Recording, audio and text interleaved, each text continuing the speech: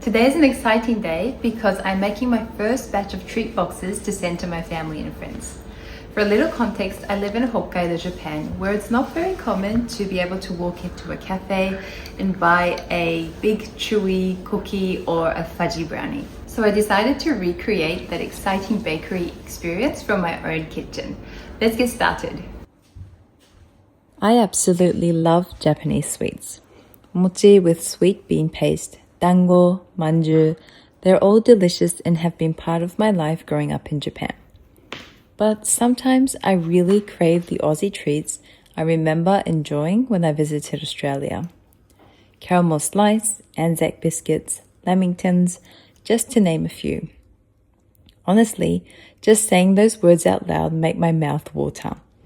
There's something so satisfying about biting into a chewy cookie or taking a big bite of a carrot cake. And it turns out my family here in Japan feels the exact same way. When I host my family for dinner, I always like to serve homemade baked goods or a freshly made dessert at the end of the meal. Time and time again, my family have said, I would love to receive your baking in the mail. So I thought I'd try making treat boxes for the very first time. Japanese laws can be stricter than those in some other countries when it comes to selling baked goods, and generally you can't sell treats you've baked in your own kitchen. So today I'm making these boxes for my family and friends to enjoy while I gather some honest feedback before ever considering selling my baking to the public.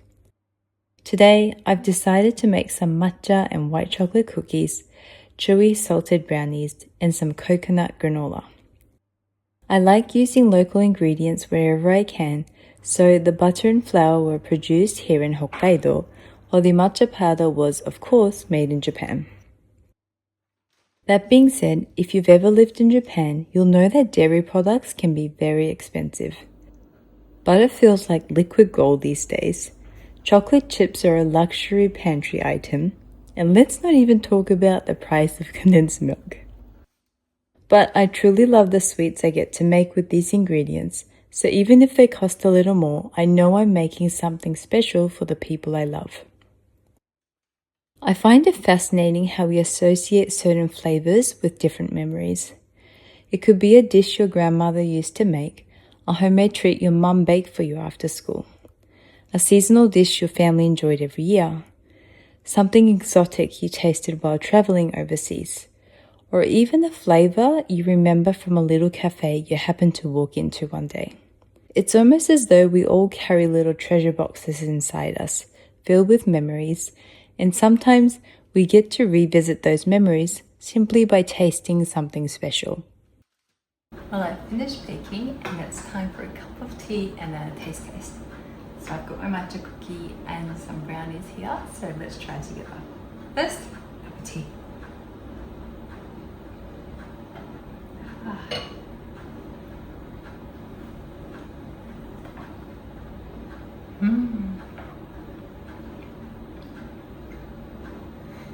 Brownies yummy. I think my siblings are gonna like this. And hopefully they'll all enjoy it as much as I've enjoyed the baking process. Although my brother enjoyed the matcha cookie as I expected, I personally thought it still needed a little work.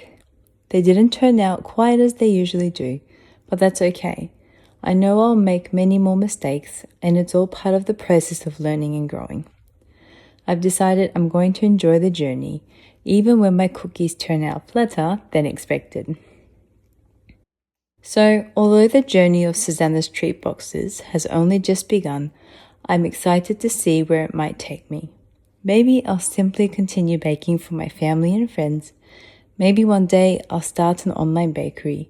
Or perhaps I'll even own a little Aussie-style cafe here in Hokkaido, Japan. Wherever this baking journey takes me, you've witnessed the very first step, making my very first Susanna's treat box. Thank you so much for being here, and I'll see you again next week.